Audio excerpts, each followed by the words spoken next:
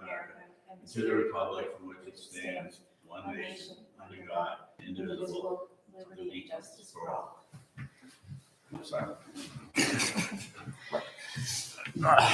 Okay, my item here says approval of agenda. You have the agenda ahead of you, in front of you. Can I hear a motion to approve it? Motion. Second. The agenda is approved. Now we've got to approve the minutes, which are also attached to the special meeting on January 31st. Motion. Second. Minutes are approved. Any public comment? Any old business? Okay. New business. This is not a legislative public hearing where the public is invited to give opinion and provide general comments or guidance to the commission about potential historic landmarks. This is a quasi-judicial hearing. Only aggrieved parties may participate. A member of the public may participate if aggrieved. An aggrieved person may give relevant testimony under oath. No opinion is just testimony based on facts. It's just like taking the stand in a courtroom. An aggrieved person is subject to cross-examination by any other party and by this commission, just like court. To be aggrieved under the law, you must be directly and substantially affected by the commission's decision. Guidance from past NC cases in the North Carolina School of Government help us understand that to be aggrieved, you must be an immediate neighbor whose property use, enjoyment, and value will be adversely impacted by the board's decision. If you are an aggrieved person and want to participate in this quasi-judicial hearing by giving sworn factual testimony or wish to cross-examine any witness during this proceeding, come forward to the podium to be sworn in. All right, so Clayton, you and I both at the same time. Raise your right hand. Okay, do you swear or affirm that the evidence you shall give to this board in this action shall be the truth, the whole truth, and nothing but the truth, so help you God? I do. Thank you.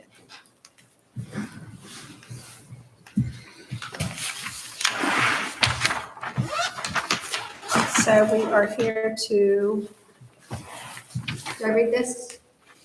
Yes, ma'am. You can start with the recusal. Okay. This will be for new business COA-2301 public hearing. Has any commission member communicated with other commission members, the applicant, or town staff about this application? No. Does any commission member have a fixed opinion that is not susceptible to change? No. Does any commission member have a close familiar business or association, I can't read this, associational relationship with the applicant? No. Does any commission member have a financial interest in the outcome of this matter? No. And I say no to all those as well. Ask each member if their answer is yes. Everybody said no. Hearing, evidentiary hearing. Call on the applicant to present evidence. All right, Clayton, if you can come to the podium and give a description of the application and Sure. what you're looking to do and Okay. answer any questions the commission may have. Okay. So this is for 116 Ocean Boulevard. Okay. It's a structure, a property that's in the historic landmark program. This cottage was built in 1954 by my grandmother and grandfather. It's been in the family these past 68 years. The cottage is essentially as built. There's been no changes of any substantial kind to this property. See some of the pictures that are looking at there. That's a picture that was taken. Cottage was built in 1954. I'm estimating that picture was probably from the very early 1960s, 62 to 64 maybe. But you can see in that picture, so the reason that we're here is I'm proposing to put new windows, external windows in. The windows that are going to be replaced are not the original windows. The original windows that you see, the two there, the one on your right is a bedroom, the one on the left is a kitchen. And there are 9 external windows. There are many other windows that are on the porches. I don't consider them external, and they're still original. They're wooden windows, glazed, single pane windows. This was a summer cottage. There's no heat, there's no air conditioning, there's no insulation. So sometime in the early 1990s, the external windows, which were wooden from original in 1954, became no longer functional, leaked, rotted. So they were replaced in the early 1990s. They were replaced with vinyl windows that don't look like these windows. And I think, Wes, you have another picture of an example of the windows that are going to be replaced. If you could show that. They were vinyl windows that didn't match the original windows, but those windows are now at their end of their life. They're leaking. And so the proposal is to put, so here's an example of, this is on the north side, the north facing side of the cottage. These are examples of the windows that were installed in the early 1990s, okay? And they need to be replaced. They're done. They're end of life. So we're proposing to put in 9 new windows around the externals of the cottage. These are 2 of the shown. This is a bathroom and the north bedroom and the north bedroom bathroom. And then there's 3 in the kitchen, and then there's the remainder around the south side of the cottage. The east and west windows are contained within the porches, and we're not changing them. They're still original. The windows that we're proposing to install match. Yeah, there's a picture. Where are you? Just out of curiosity. I'm the lad that's sitting on top of the little bar on the back of the Jeep. Wow, doesn't it seem like just yesterday? That's me. And that was the family, my family, my cousins, my uncle, my mom and dad and brothers and sisters, sister. And this photo was taken summer of 1964. Very cool.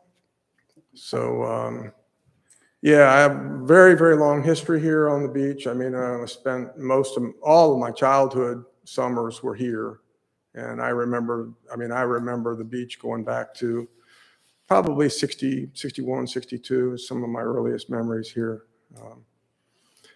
So the cottage, back to the windows that we're going to replace, we're going to go with new windows, Anderson windows. And I think there's in your packet there's probably some, on the quote I got, you see that the new windows are going to have those 3 grills, vertical grills. See, these windows don't have any, they're just plain old vinyl windows. And the windows that we're going to put in have the 3 vertical grills. They're single hung, meaning the upper sash is fixed, the lower sash goes up and down, but the upper sash will have the 3 vertical grills. And then we'll trim them out with a white PVC to make them look like the original trim. So to my thinking, this is going to take the cottage back much closer to what it looked like back original. And then, of course, once in the process here, we're going to do some power washing, and the cottage has never been painted. These shingles, I must say, you can't get them today. They're asbestos shingles. But these shingles, I mean, they look bad in this picture, but that's a little bit of mold on there. When they clean up, the shingles are in very good condition. They're 70 years old, almost 70 years old, and they're in great shape. So they withstand the power washer? It'll be a low pressure wash. Yeah. You can't do a high pressure wash on them because it'll make them fuzz up. So we'll spray it down with a little bit of chlorine, kill that, and then hit it with a low pressure wash. It'll clean up, and then we're probably going to have to paint the cottage, and we'll try to match that light gray color that is original. The shingles actually are a gray and white stripes on them, the way they made the shingles, but that's difficult to replicate.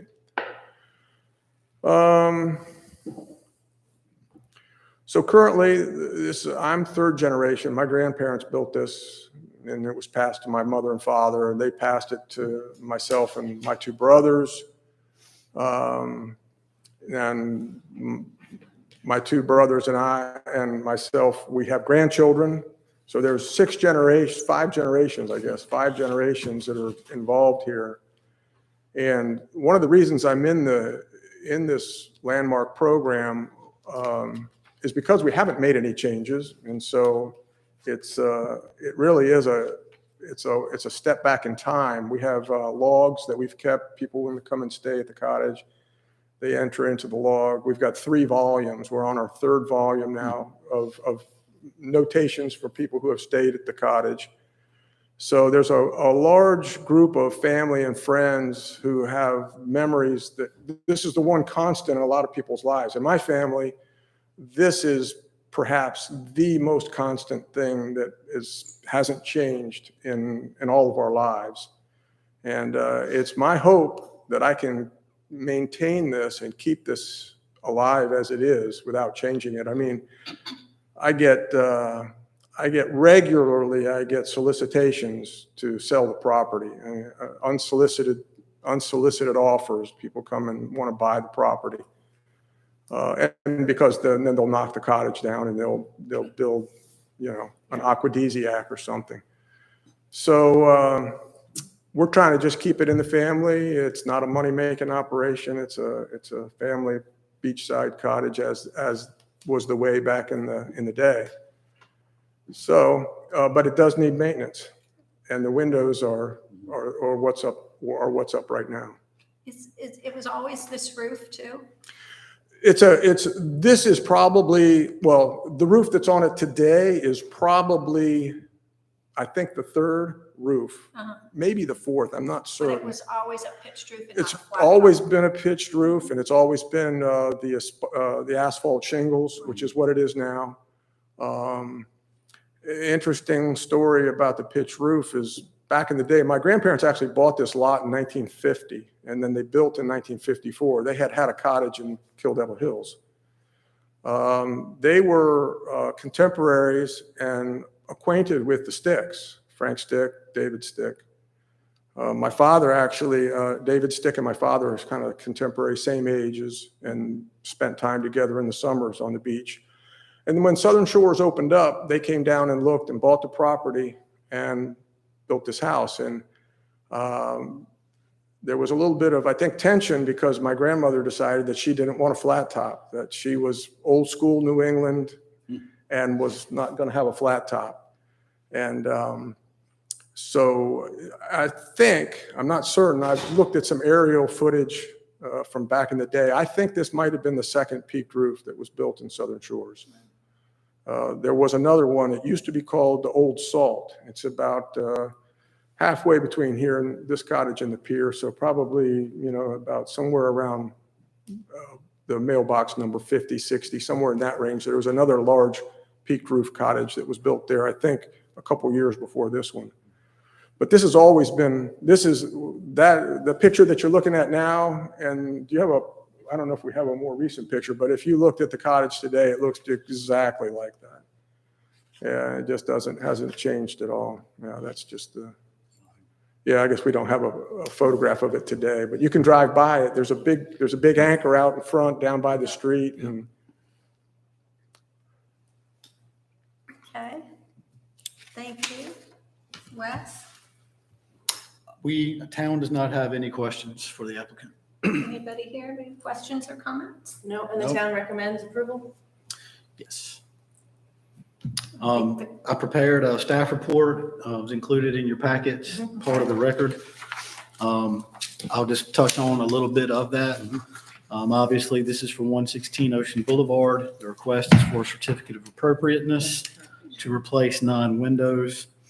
We are here today. The town code requires that no exterior portion of any building or other structure, nor any above-ground utility structure, nor any type of outdoor advertising sign shall be erected, altered, restored, moved, or demolished on such landmark until after an application for a COA as to exterior features has been submitted to and approved by the commission. Mainly, you're just reviewing this to make sure that it is, that the regulations, the intent of the regulations is to ensure so far as possible that construction, reconstruction, alteration, restoration, moving or demolition of buildings, structures, appurtenant fixtures, outdoor advertising signs, or other significant landmarks or features of landmarks shall be congruous with the special character of the landmark. And that's what you're doing today. Applicable principles and guidelines from your adopted principles and guidelines are item B2.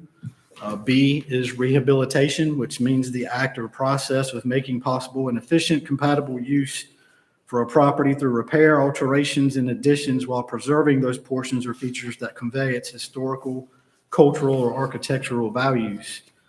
And that's B, that's rehabilitation's description. And then related to that is item 2 under B. The historic character of the property will be retained and preserved. The removal of distinctive materials or alteration of features, spaces, and spatial relationships that characterize a property will be avoided. And town staff feels like what the applicant is proposing is consistent with those requirements. Therefore, we recommend approval of the COA. The windows to be replaced are not the original cottage windows. As the applicant stated, they were installed in the early 90s. And the applicant has selected replacement windows to match as closely as possible the original cottage windows.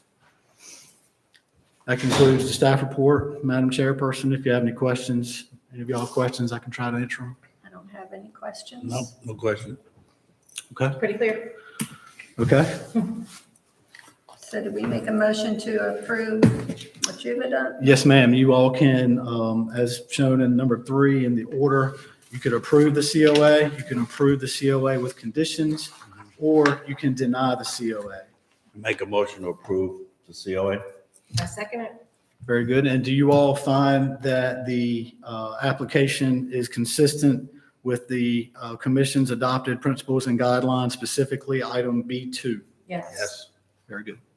If you all, so we have a motion and a second, if we can just have a vote on the motion. I Aye. agree. Aye. All right. Aye, aye. The ayes have it. The COA is issued. Mr. Small, thank you so much for keeping the property as is and really trying to focus on not selling out. And Lee and I are both realtors. And so while we do some solicitation, we do appreciate, I think we're both on the same page with this, the fact that people like you and your family want to keep your properties looking like the Outer Banks, because the Outer Banks is changing a lot. It has changed. I can't even express the changes that I've seen here.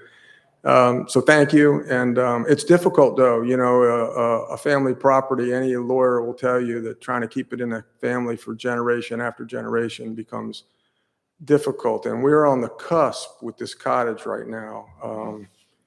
Again, it went from one family to 3, and now there's myself and my 2 brothers, and we all have children, and my brothers have grandchildren now. So the family goes out, geometrically, and trying to figure out how to keep it in the family over time is difficult. But I'm making an effort to, at least within my lifetime, to make sure it stays in the family for my life. And after that, I can't speak. Are any of you married to Diane Small? No, No. Okay. no. Is there a way to maybe share with Mr. Small or some of the other people that are trying to that are facing their properties becoming owned by multiple family members, what was, or how the deed was written up on the community foundation building? Because I know there's a lot of restrictions on that deed. It may be something that, I don't know, that could be shared. Like help families out, you're saying, like Right. give them a little bit of guidance as the families do branch out, and I think maybe it would be on an individual basis, like legally, the family would have to, Typically what's done is right now the cottage is deeded as joint tenants in common. And typically what would happen is you'd have to create an LLC and with some sort of structure around ownership. And it takes it out. Right now it's real estate is considered legally it's considered real estate. If you put it into an LLC, it's considered personal property, not real estate. And then the laws change and it's easier to manage. And so that's one of the things I've been trying to do is to get this into an LLC structure, but it's family dynamics are difficult to deal with sometimes. So Yeah. So at any rate, but I welcome any, if you want to come take a look at the cottage anytime. It's unfortunately, it doesn't get used much. It only gets used in the summer months, so pretty much. She's under the mat. Excuse me? So anytime anybody would want to come take a look at it, I welcome that. It's not on the flat top tour because it's not a flat top, but we used to own a flat top. My father owned a flat top that was right across the street back in the 60s and 70s. He also had a flat top, but sold that. So it's funny that's not called the Historic and Flat Tops Tour. Might need to work on that, Yeah, I'll put that on my list. because it's not a town-sponsored tour, is it? It's not, no ma'am, It's it's, just private. Yeah, yeah. Oh, I got you. And that's okay. I don't mind not being on the tour, but Yeah, it's- exactly. yeah.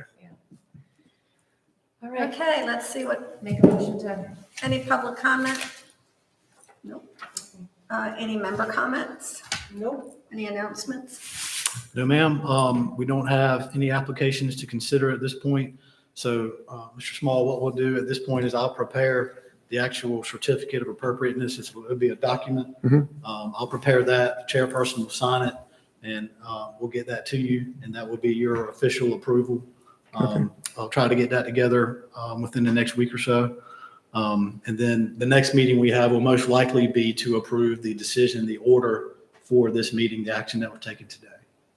So I'll keep y'all posted as to when we'll schedule that meeting. Okay, great. That's good. Make a motion to adjourn. Second, Meeting adjourned. head that Thank down. y'all. Wes, thank you, and sorry again for being late. No problem. Thank you for coming. Thank y'all. Thank you, Mr. Small. Thank you, sir. Thank you.